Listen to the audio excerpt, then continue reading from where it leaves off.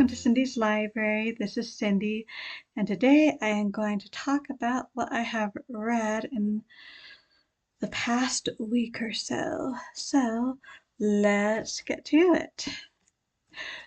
First of all, wasn't too much left in here on the Brownings.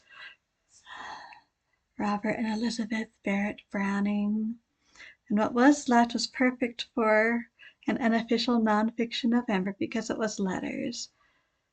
Quite sweet. We got some from the beginning of their acquaintance, where Robert Browning was bowled over by Elizabeth's poetry and wrote to her, and she was so amazed that a poet like Robert Browning would write back to her, and things just went on from there. The last letter was a very sad letter. It was a sad letter because it was a letter from Robert to a sister. I don't know if he had more than one sister, but a sister, telling about the death of Elizabeth Barrett Browning about 15 years after they first met. So definitely my interest is piqued in their story. See, I also read this much here of I Am Malala by Malala Yousafzai. I'm sure I'm not saying it right, and I apologize for that.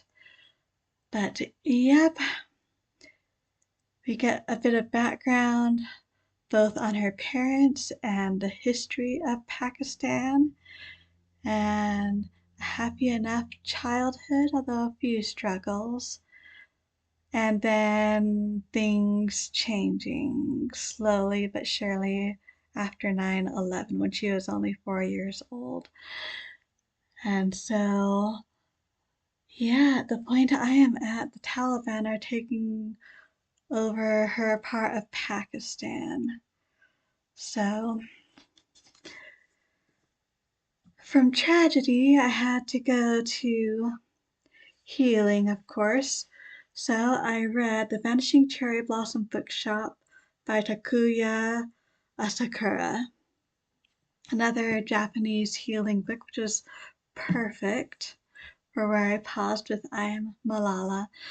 This is the story of an unusual bookshop. You can find it if you notice that there is this cherry tree with every shade from white to red. And it sounds like it's kind of, well, each individual petal has a different definite color. It sounds like it kind of shifts all over, and then next to the cherry tree is this special bookshop, which will grant one wish, one miracle. But it has to be in spring when the cherry blossoms are blooming, and it has to be when you and the owner of the bookshop are reading the exact same book in the exact same place at the exact same time of day. So, and yes, there is an owner of the bookshop, a young lady, and a cat.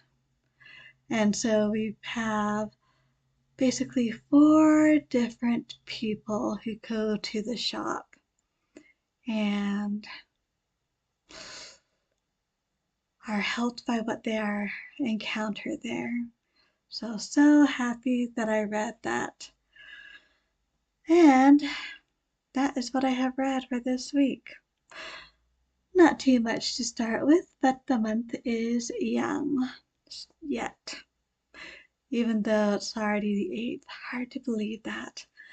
Anyway, that is what I have read this week.